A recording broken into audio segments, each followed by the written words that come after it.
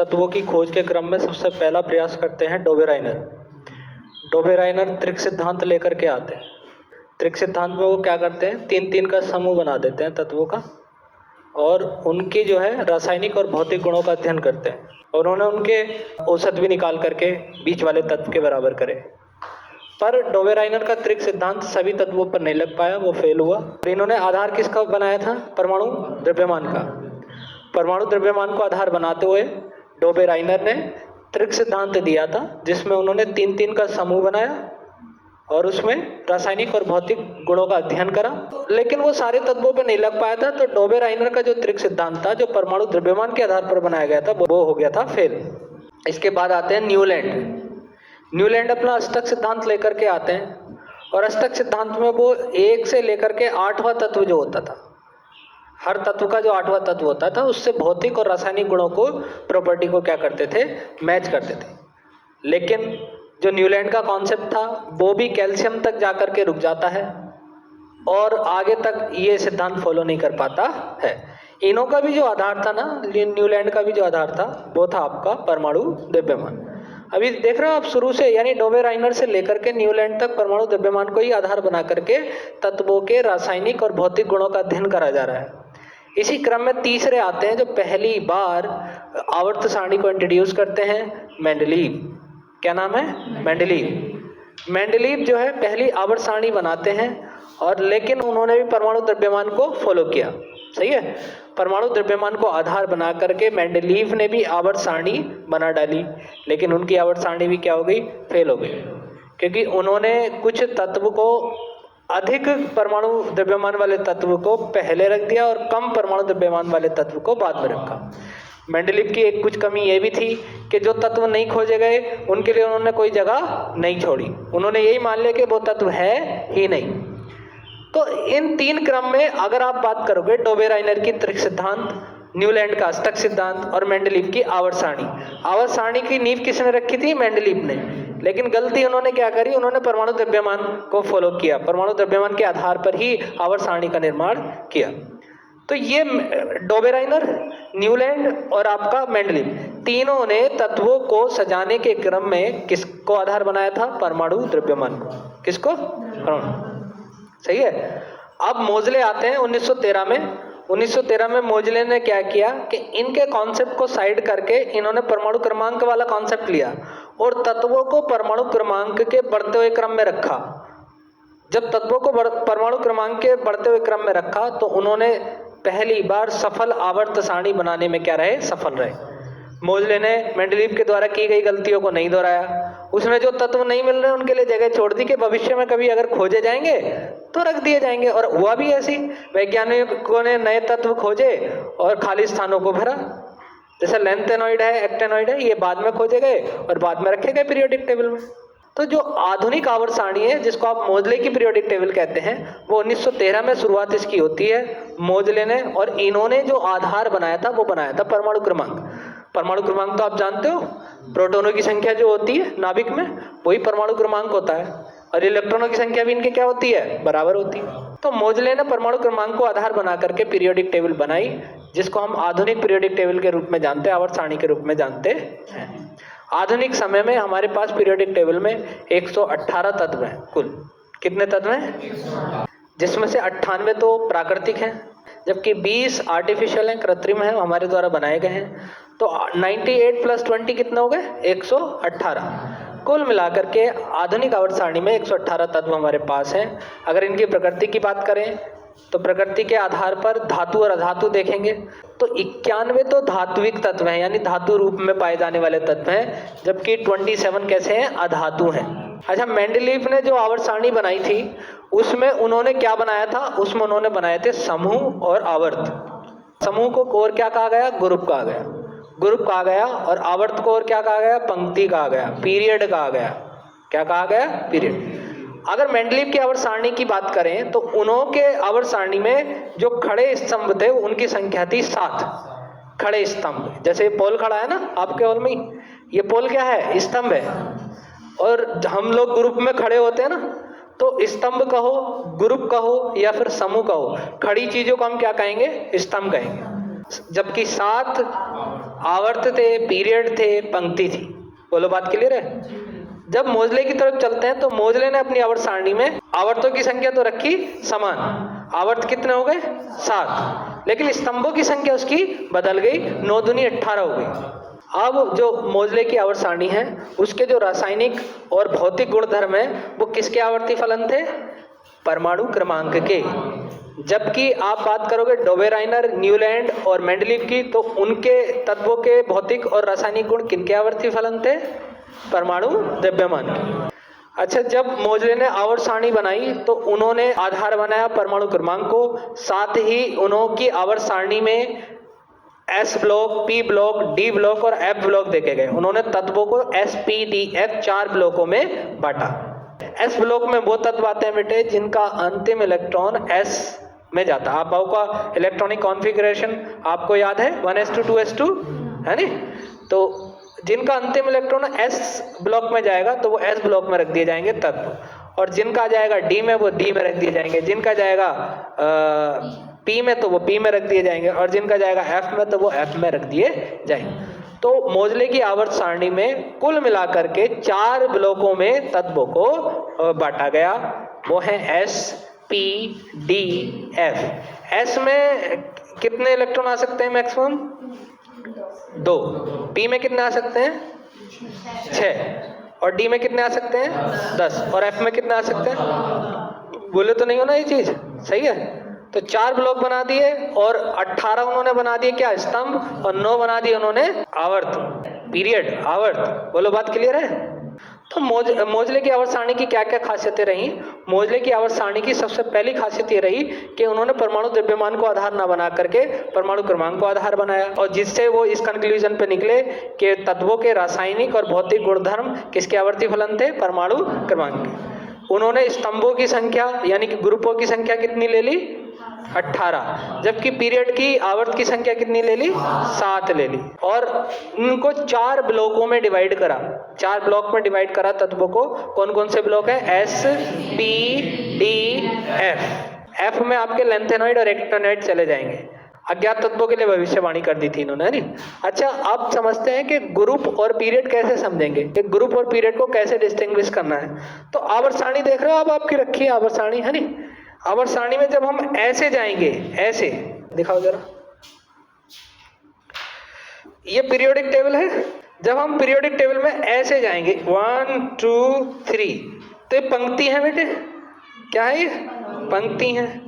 तो ये हो गए आपके पीरियड। क्या हो गए? ये पीरियड।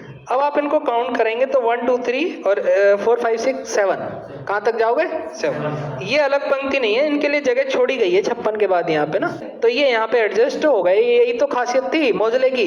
मोजले ने जगह छोड़ी है, भविष्यवाणी करी है तत्वों की कि कभी इन फ्यूचर खोजे जाएंगे तो जो है वहां पे रख देना।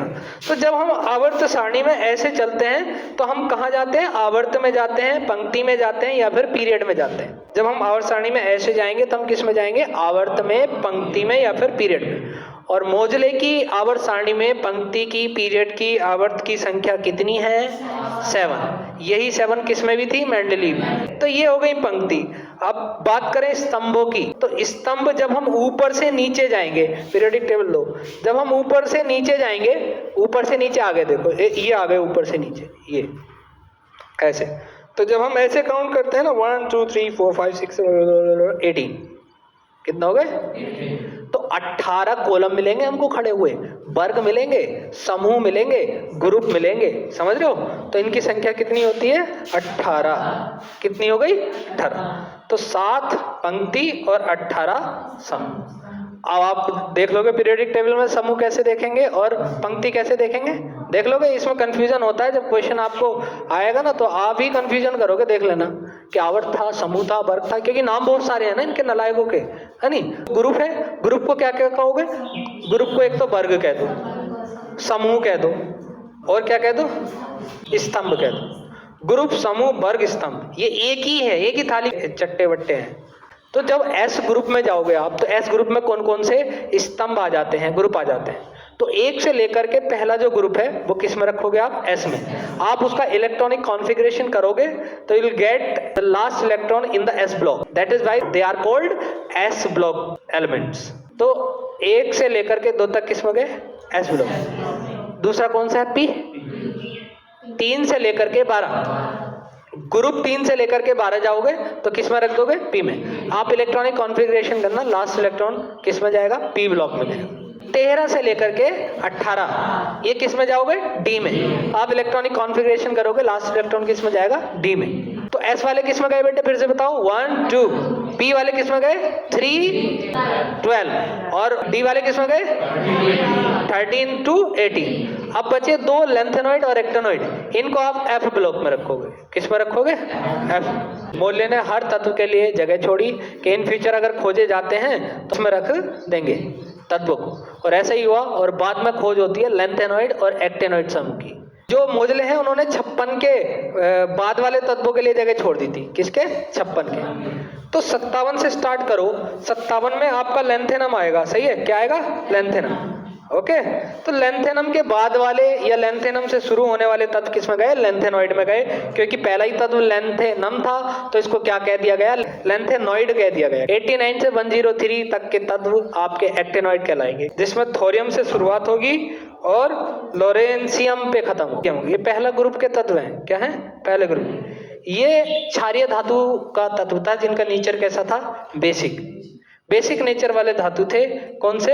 ये ग्रुप 1 के धातु। जबकि हम बात करें ग्रुप 2 की, क्षारीय मृदा धातु है जो मिट्टी से प्राप्त हुई है, उन धातुओं की बात करेंगे। Be से शुरू होकर के रेडियम तक जाएंगे। देखो याद करना बहुत आसान। दूसरा मृदा क्षारीय, मृदा दा दा दा दा 2 कौन से ग्रुप में? 2। क्षारीय मृदा धातु कौन से ग्रुप में चली जाएगी? दूसरे में। इसको एल्कलाइन अर्थ मेटल भी कहते हैं, इसको एल्कलाइन मेटल भी कहते हैं।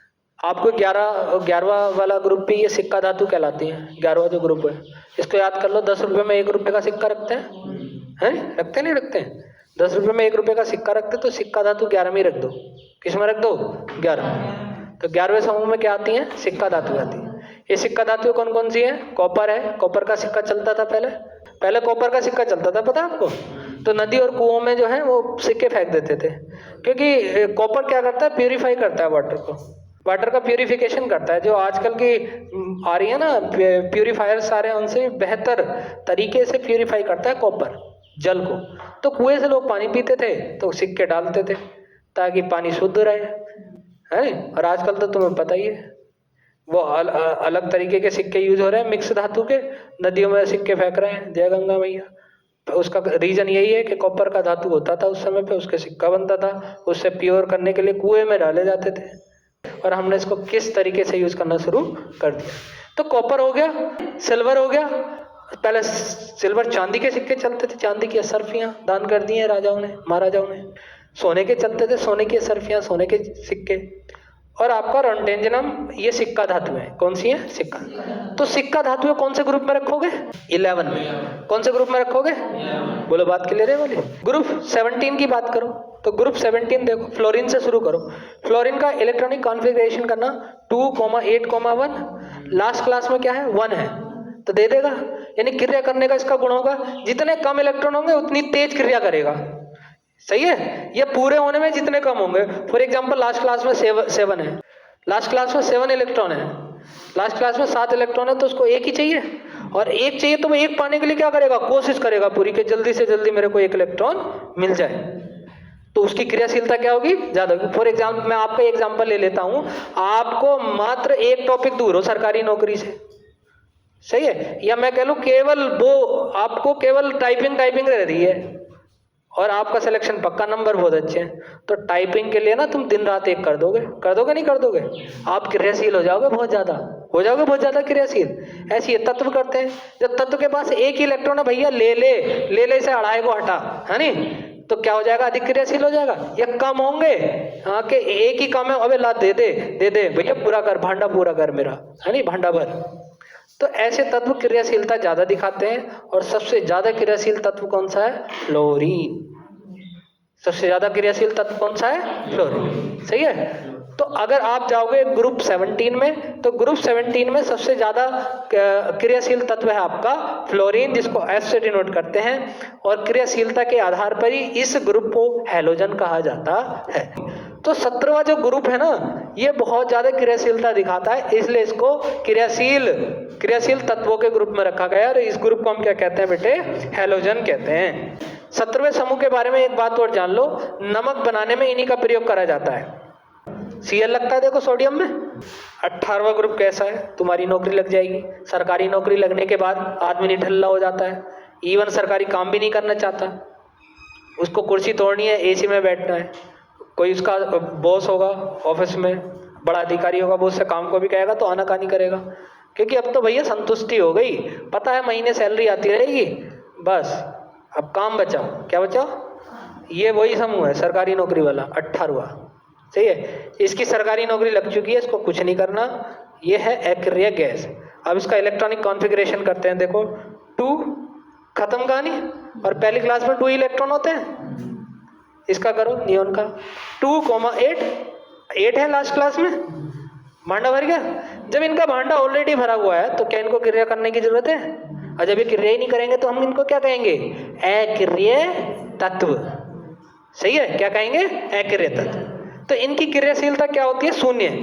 जैसे 17वें समूह की क्रियाशीलता अधिक थी, ऐसी इसकी क्रियाशीलता क्या है? शून्य है, सबसे कम है। सही है, इसलिए इनको शून्य समूह भी कहते हैं। शून्य समूह क्यों कहते हैं? इसलिए इनको क्या कहते हैं? शून्य समूह। और शून्य समूह क्यों कहते हैं? शून्य समूह इसलिए कहते हैं क्योंकि इनकी क्रियाशीलता क्या है? शून्य। लास्ट क्लास में इनको इलेक्ट्रॉन भरने की जरूरत है, ये देने की जरूरत नहीं है। अब क्योंकि ये क्रियाशीलता नहीं करते, भांडा भरा हुआ, तो ये उत्कृष्ट हो गई, नोबल हो गई, और तो इसलिए इनको उत्कृष्ट भी कह देते हैं। क्या कह देते हैं बेटे? उत्कृष्ट। और ध्यान से देखो, सारी गैसें हैं। सही है, सारी गैसें हैं, तो ये उत्कृष्ट गैसें कहलाती हैं। सही है, तो 18वें तत्व को हम क्या कहेंगे? उत्कृष्ट तत्व या गैस, या फिर शून्य समूह, या फिर क्या कहेंगे? Noble gases. बोलो बात क्लियर है? क्यों? क्योंकि इनका इलेक्ट्रॉनिक कॉन्फ़िगरेशन करते हैं हम, तो लास्ट क्लास क्या है? कंप्लीट है, इनको क्रिया करने की जरूरत नहीं है। हैलोजन बेचारा परेशान है, हैलोजन वाला जो समूह है उसको चाहिए, या तो दे दो, या तो ले लो, या फिर दे दो। ये हैलोजन की कहानी है। बोलो, ये कुछ इंपॉर्टेंट ग्रुप हैं जो आपको ध्यान में रखने हैं। ये तत्वों का अध्ययन है, अभी हम डीप में चलेंगे, एक एक करके खोलेंगे इन तत्वों को। अगर बात करो प्रकृति की, तो इस ब्रह्मांड में सबसे ज्यादा पाया जाने वाला तत्व है हाइड्रोजन। कौन सा है? पूरी यूनिवर्स में सबसे ज्यादा तत्व कौन सा पाया जाता है? हाइड्रोजन। लेकिन अगर आप आओगे धरती पर, तो धरती की परपटी में सबसे ज्यादा तत्व पाया जाता है ऑक्सीजन। कौन सा पाया जाता है? याद रखना मैं क्या कह रहा हूं, मेरी बात ध्यान से सुनो, क्योंकि यहाँ बच्चे कंफ्यूजन करते हैं एल्यूमिनियम, हाइड्रोजन और ऑक्सीजन को लेकर के। तो मेरी बात ध्यान से सुनो, मैं कहना क्या चाह रहा हूँ। पूरे ब्रह्मांड में, यूनिवर्स में सबसे ज्यादा मात्रा में कौन सा तत्व पाया जाता है? हाइड्रोजन। अगर भू प्रॉपर्टी पर आओगे, अर्थ के सरफेस पे आओगे, तो कौन सा तत्व पाया जाएगा? ऑक्सीजन। लेकिन अगर आप धातु की बात करोगे, सबसे ज्यादा मात्रा में पाई जाने वाली धातु की बात करोगे, तो उसमें नंबर किसका आएगा? एल्यूमिनियम का। कई बार पूछा गया क्वेश्चन आपसे। मानव शरीर की बात करोगे कि हमारे शरीर में सबसे ज्यादा तत्व कौन सा पाया जाता है, तो वो भी है ऑक्सीजन। आप बताओ जरा मेरे क्वेश्चन फिर से, पूरे ब्रह्मांड में सबसे ज्यादा तत्व कौन सा पाया जाता है? हाइड्रोजन। कौन सा? हाइड्रोजन। पृथ्वी की भू प्रॉपर्टी में सबसे ज्यादा तत्व कौन सा पाया जाता है? ऑक्सीजन। धातु कौन सी पाई जाती है? एल्यूमिनियम। हमारी बॉडी में कौन सा तत्व सबसे ज्यादा है? कौन सा है? ऑक्सीजन।